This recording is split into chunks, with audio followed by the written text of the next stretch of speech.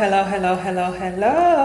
It's April Rogerson, the Contract Slayer, and I am here today to talk about, my face is kind of, back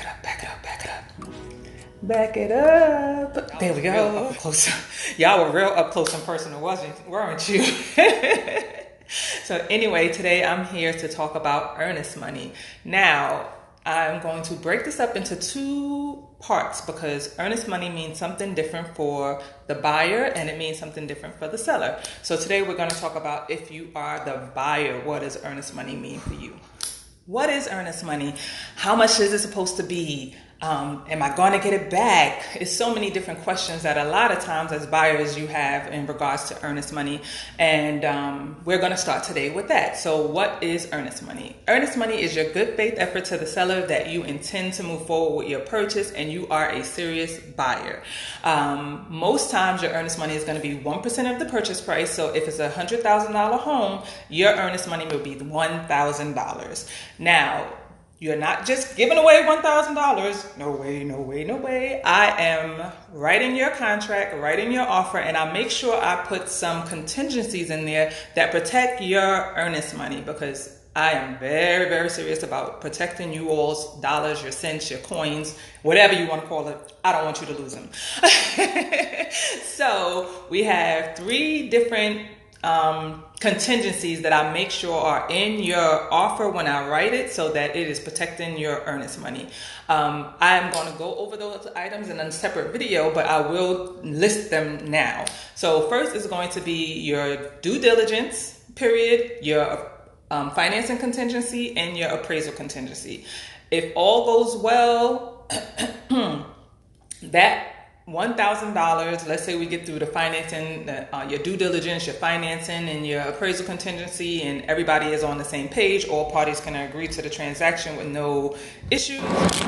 What?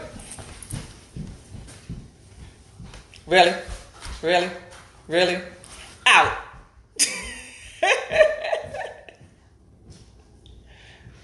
Interrupted. Anyway. Saying, your earnest money. If all goes well with the transaction and we get to the closing table, your $1,000 earnest money would be applied to what you were to bring at closing. So if you had to bring $5,000 to closing, to closing, now we're going to subtract the $1,000 and you only need to bring $4,000. Yes. 5 minus 1 is 4. Yeah, that's how it works. In any case, that's where the earnest money is not just given away. It's not just going to disappear. That is where your earnest money is applied at the end of the transaction. Now, if things go wrong, whether that is during the due diligence period, whether it's during the financing contingency or the appraisal contingency, we have an opportunity to terminate that contract under those contingencies and get your earnest money reimbursed to you.